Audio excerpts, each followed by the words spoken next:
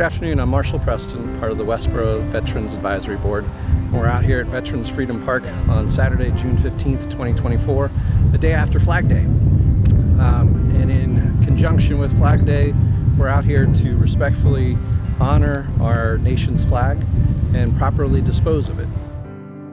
Every year we've got about 2,000 flags that come off the veterans' graves from the local town cemeteries that need to be disposed of properly.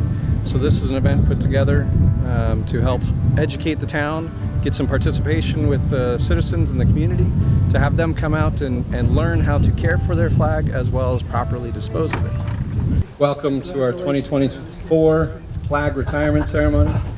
My name is Marshall Preston. I am a retired Lieutenant Colonel in the United States Air Force. I've lived in town since 2019 and proudly serve on the Westboro Veterans Advisory Board. This afternoon I have the pleasure of serving as our Master of Ceremonies. Once again, thanks for coming out to honor our nation's flag. We have a fairly focused agenda today, with much of the material coming straight from Title IV of the United States Code, Chapter 1, the flag.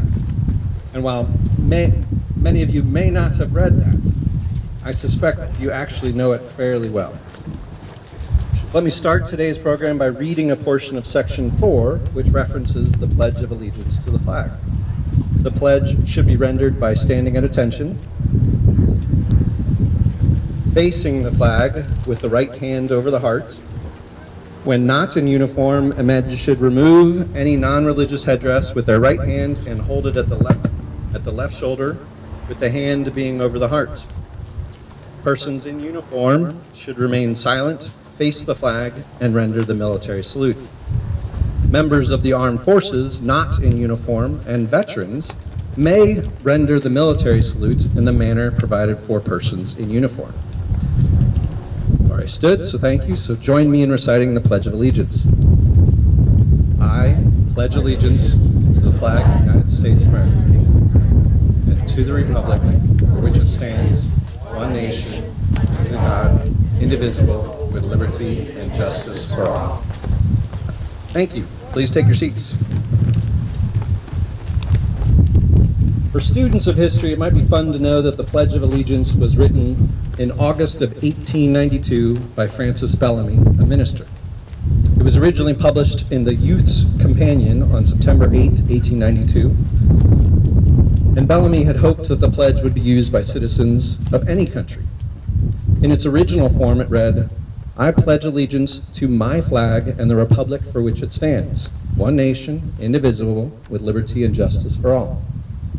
In 1923, the words, "the flag of the United States of America" were added, and at this time it read, in 1954, in response to the communist threat of the times, President Eisenhower encouraged Congress to add the words, "under God," creating the 31-word pledge we say today. The flag itself represents a living country and is itself considered a living thing. And there are sometimes questions about how and when to display the flag. Section 6 of the U.S. Code discusses that, and I'll highlight a couple items. It is the universal custom to display the flag only from sunrise to sunset on buildings and on stationary flag staffs in the open. However, when a patriotic effect is desired, the flag may be displayed 24 hours a day if properly illuminated during the hours of darkness. The flag should be hoisted briskly and lowered ceremoniously. The flag should not be displayed on days when the weather is inclement, except when an all-weather flag is displayed. The flag should be displayed daily on or near the main administration building of every public institution. The flag should be displayed in or near every polling place on Election Day. The flag should be displayed during school days in or near every schoolhouse. There are many rules of precedence and display. Generally, the flag should hold the position of honor. To the right, the flag's own right, so in this case, the flags are looking at you, and therefore, while it appears it's on your left, it is to the flag's right. Similarly, when you see it on the National Lancers and in Honor Guards, it is to the flag's right. If there are multiple flags, it would be in the front and in the center. There are multiple nations, similar height, etc. When it is time for the flag to come down and be stored, it is customary for it to be folded. To demonstrate that procedure and some of the significance associated with the folds, I'd like to ask Troop 100 of Scouting America to come forward.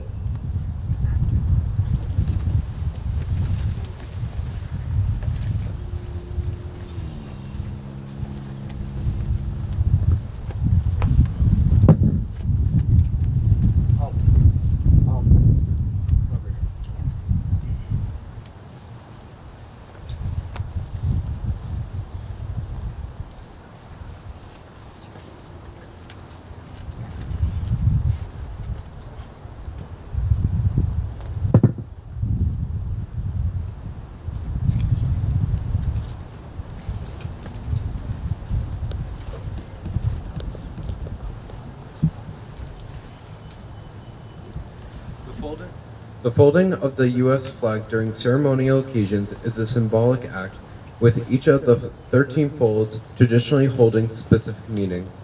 While these meanings are not officially coded by the U.S. government or military, they became a part of a widely recognized and respected tradition.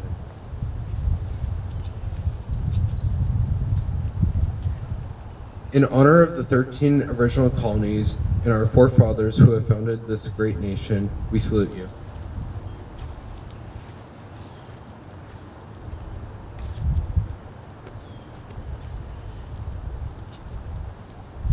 To the men who died in the War of Independence, we salute you. To those men who fell in the War of 1812 to preserve our freedom, we salute you. To the brave soldiers on both sides, the North and the South, in the Civil War, we salute you. To those who shed their blood in the name of hope and freedom in the Great War, we salute you. For our fathers and sons who died in terrible battles of World War II, Pearl Harbor, Anzio, Midway, the Bulge, Iwo Jima, Guadalcanal, Normandy, and Berlin, we salute you. To the men of the 1st Marine Division who, in rear guard action at the Chosin River Reservoir in Korea, saved their battalion and the lives of their brother Marines, we salute you. For the brave men and women in our armed forces who died in the fields of fire in Vietnam and whose names will live forever on the hollowed wall, we salute you.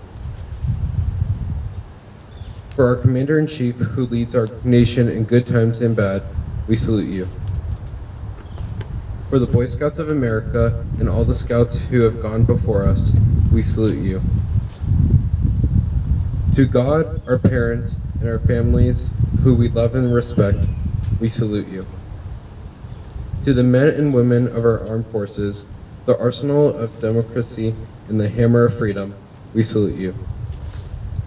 And last, to freedom, because without freedom there is no honor. Without honor, we are not Americans. And this is how we vow that as long as this flag lasts flying, we salute you.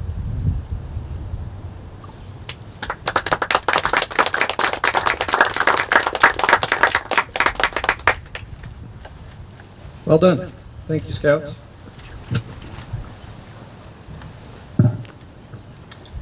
All right, so now that we generally know how and when to display a flag, as well as how to bring it down and fold it, how do we know when it's time to retire a flag? Each flag manufacturer typically offers some notes of guidance based on its quality of manufacture and the materials of which it's manufactured from. Usually it's about 90 days to 1 year, depending on the activity and environmental conditions. But generally, when it's faded, tattered, or torn. As the U.S. Code states very simply, the flag, when it is in such condition that it is no longer a fitting emblem for display, should be destroyed in a dignified way, preferably by burning. There's nothing further. No secret sauce or step-by-step guidance. It does not prescribe, direct, or restrict this act to Congress, the military, the American Legion, VFW, or Scouts. It does not define dignified way. So we have gathered here today to honor and retire, destroy our flags by burning, and we encourage each of you to participate by approaching the fire with your own flags and place them into the flames.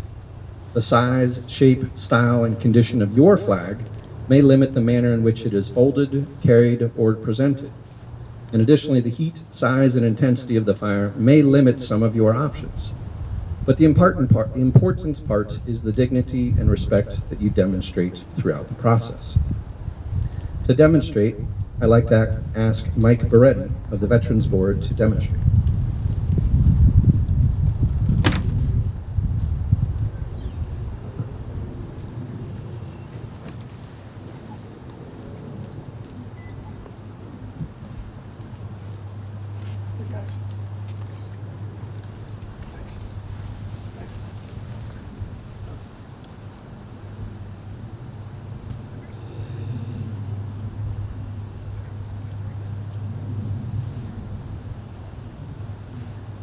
Thank you, Mike. As a fellow veteran, he offered a salute. If you are not a veteran, you are welcome to salute with your hand over your heart or in any way that is significant to you. As we close up with the presentation, we'll first turn our attention to the national answers, and then you're free to join us at the fire pit to respectfully destroy these American flags. Quick word of introduction about our national answers. The National Lancers are the official mounted cavalry squadron of Massachusetts. They are a historic unit organized in 1836 and one of the oldest horse cavalry organizations in the United States. They generously participate in dozens of parades, patriotic ceremonies, and other events every year. They start off the parade season on Patriots' Day when they reenact the rides of Paul Revere and William Dawes. The Lancers take pride in their horsemanship skills passed on to them by the U.S. Cavalry. They have an active training schedule with weekly drills held on the parade field in order to maintain their horsemanship, drill, and discipline. They maintain their facility in Framingham, Massachusetts. It consists of 40 acres with 3 pastures, a riding field, stable, museum, and meeting hall. Members may also ride during their free time over the many miles of trails adjacent to their facility. The Lancers are also community spirit. They sponsor an equine therapy program for veterans and youth programs. Today we have 6 riders, and we have Massachusetts National Lancer, the white gray horse, who's been doing this for a little over 20 years. And her rider, Tina, has been doing it for about 16 years. Without further ado, I will turn it over to the Lancers. From the right, in a column of troopers. Forward, ho! Column right, ho!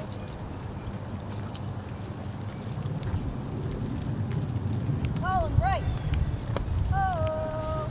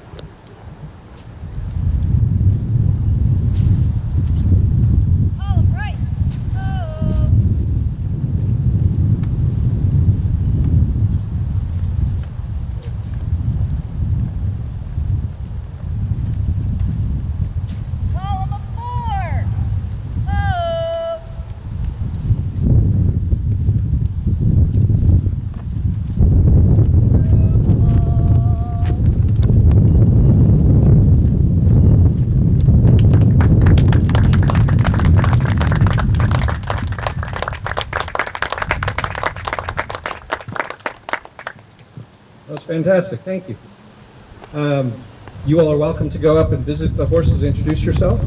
You are also welcome at this point to bring any flags that you have brought and dignify, destroy them. If you'd like to participate and did not bring a flag, we happen to have a few that will need disposal. With that, thank you again for coming out on this beautiful day. Enjoy it.